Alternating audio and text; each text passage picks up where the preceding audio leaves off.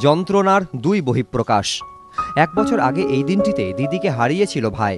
প্রতিশ্রুতি অনেক পেলেও এখনও বিচার দূরস্থ, তাই জমা ক্ষোভ আর বাঁধ মানেনি। এদিন বিকেলে কামদুনি কাণ্ডের সেই অভিশপ্ত ঘটনাস্থলে ভাঙচুর চালিয়ে আগুন ধরিয়ে দেয় মৃতার ভাই। কিন্তু বুকের জ্বালা কি জুড়লো? হয়ে গেল, এখনো পর্যন্ত কিছুই রাজ্য সরকারের এর জন্য জবাব দিতে হবে। তো চাকরি দিয়েছে, কোনো চাকরি কাগজ পাই দেয়নি। আমরা এমন একটা রাজ্য সরকার চাকরি দিয়েছে। বন্ধু, আত্মীয়, প্রতিবেশীরা আজও ভুলতে পারেন না সেই মর্মান্তিক দিনটির কথা, যে দিনটিতে কলেজ থেকে ফেরার পথে ধর্ষণ করে খুন করা হয় সেই ছাত্রীকে। আন্দোলনের রেশ পৌঁছে গিয়েছে কামদুনি থেকে দিল্লি। রাস্তায় নেমেছেন বিশিষ্টরা। রাষ্ট্রপতির কাছে দোষীদের শাস্তির দাবি জানিয়ে এসেছে কামদুনিবাসীরা। কিন্তু বিচার এখনও অধরা। স্বজন হারানোর শূন্যতার মাঝে সেই যন্ত্রণা এখনও তাড়া করে বেড়ায় কামদুনিবাসীকে। 1 বছর পর নির্যাতিতার স্মরণসভায় শরিক হয়ে সকলে নীরবে ভাগ করে নিলেন নিজেদের সেই যন্ত্রণা। শনিবার কামদুনি কাণ্ডের 1 বছর। দোষীদের শাস্তির দাবিতে প্রতিবাদ বিক্ষোভ অব্যাহত। তারই মাঝে এদিন মৃতার স্মরণে শরিক হলেন কামদুনির বাসিন্দারা। হাজির ছিলেন বিদ্যুৎজনেরাও। শনিবার প্রতিবাদ মঞ্চের তরফে কামদুনিতে এক স্মরণ সভার আয়োজন করা হয়।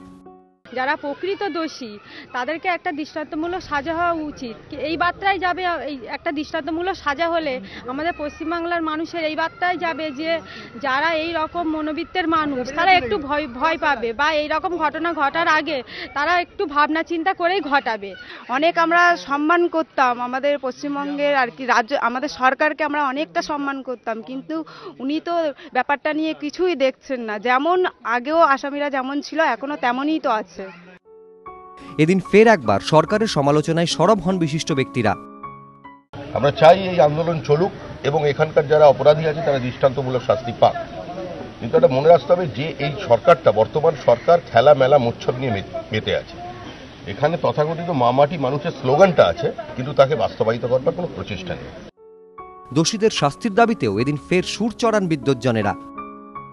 যেভাবে তদন্তটা এগোচ্ছে এবং তদন্তের চার্জশিট দিতে এত দেরি করা হয়েছে, তার ফলে আজকে আমাদের মনে স্বভাবতই এই প্রশ্নটা উঠছে যে এরা সিরিয়াস কিনা, আদৌ এটা সরকার, এই প্রশাসন এ ব্যাপারে সিরিয়াস কিনা। অন্যদিকে শনিবার বিকেলে আবার কামদুনিতেই পাল্টা মিছিল করে শান্তিরক্ষা কমিটি। অরিত্রিক ভট্টাচার্য, এবিপি আনন্দ, কামদুনি।